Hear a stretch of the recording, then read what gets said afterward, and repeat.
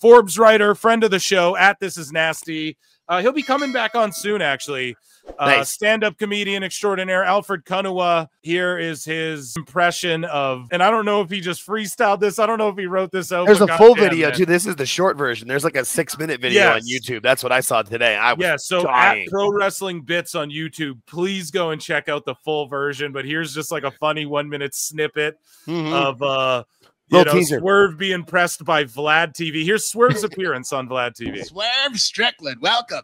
Pleasure to be here. So tell me about your beef with Booker T and the Vince McMahon incident from 20 years ago. Listen, Booker T should have never let Vince McMahon say the N-word in his presence, ever. I read all of the comments on Twitter, and they told me to tell Booker T that he was wrong. And he was wrong for that. Look, Vlad, can I call you Vlad? Sure. All right, Vlad. It's so funny he has the drums behind him. In the wrestling business, if you're staring racism directly in the face, even if it's part of a wrestling storyline, you have got to stand on business. I'd have never let him talk to me like that. I'd have slapped the shit out of that old man for sure. Okay, all right, that's what's up. So what about Jon Moxley? What about what? Oh, what? I don't know.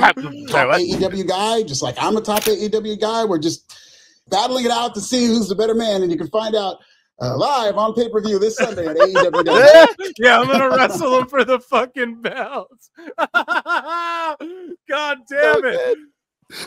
Yeah, but Jon Moxley is doing a skinhead stable. He's playing a neo-Nazi on TV, right? And not no. Oh no. Not a no. No. John is he's just a cranky guy who just happens to be going bald. I mean, if you're on the road every week, you'd be going bald too, Vlad. Oh my God. Oh, the full version though is just so good. No, it's a good teaser. That's literally just the first minute of it. Yeah, no, it's a great like 6 hours.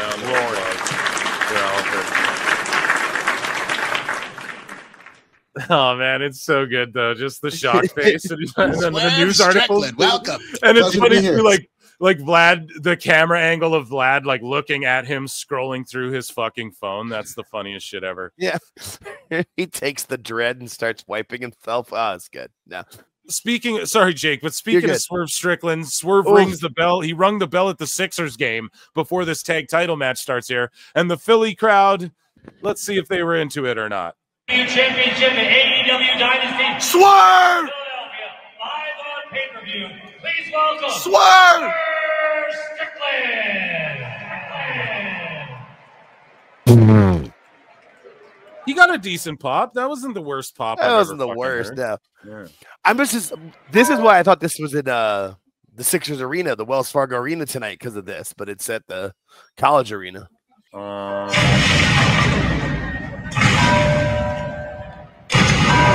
again, Swerve Strickland. Yeah, there you go. So people were clowning him for that, but I don't really know how you can clown that. He didn't really. And that's usually like they do that before they do the national anthem. So people are still getting drinks coming in. Yeah, he got like a mild pop. It was, I don't know. It wasn't as bad as like MJF's reaction in Texas. Oof. So AEW have announced the 4-hour special Dynamite Collision Wednesday, June 4, AEW Fighter Fest, Denver, Colorado. So it's going to be a 4-hour Dynamite and then Collision, even though that's our Saturday show, Time Cop. And so, yeah, Drain Bamagers, like, yeah, imagine if I was tweeting this out. SmackDown, 8 p.m. Eastern. But yeah, good for them, I guess. I don't know if that Collision like really tanks in the rating, then that'll be fun to watch Dave spiral about it. Speaking of Dave the GOAT, Meltzer said what? Meltzer said what in the building? He quote tweets this here, right? So Jason G from the SATs like, holy fuck. And then the Sportster posted this article, I guess, that says AEW is benefiting more than WWE from the streaming wars. Like, what? Yeah, no, this is I read all 4 of those pictures that he posted. That's ridiculous. So it's not a fake article, I guess. Sean Van Horn wrote this, and so here's some excerpts of viewership. After the first episode, however, with the Curiosity gone, global ratings dropped sharply in half and have stayed around. See, people are pretending that the Curiosity for Raw on Netflix is gone. No, it's not. It wasn't Curiosity. They billed that shit like a fucking pay-per-view, bro. Like, it wasn't a normal anything. It wasn't about curiosity or anything like that.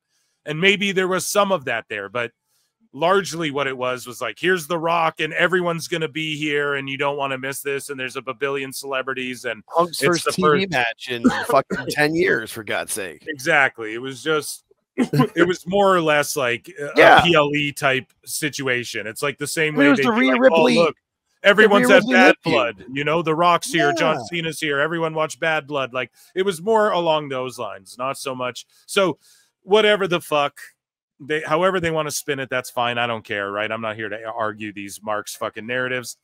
I'm a Mark myself. But he's talking about the great news about the max numbers is the latest step in the right direction. What does he say? But imagine being one of the tens of millions of people with a max subscription who get on the app and see something called All Elite Wrestling. 500,000 of them have apparently been curious enough to click on it and keep coming back. So this guy who works for the Sportster just like made that up too. Like the fucking article that BJ Bethel, BJ, no thanks, I already ate.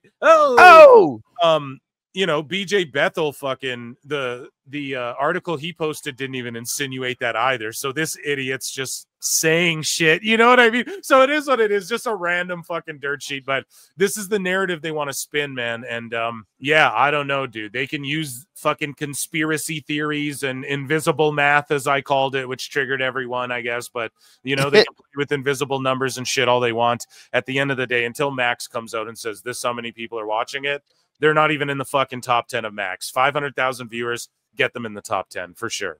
And they're not there. So it just is what it is. Meltzer and them are just fucking coping. Speaking of Cope, everyone's singing Cope's song in the audience here, which is beautiful to see. It's good to see him get his Legends run here with these bigger buildings singing him to the ring as well.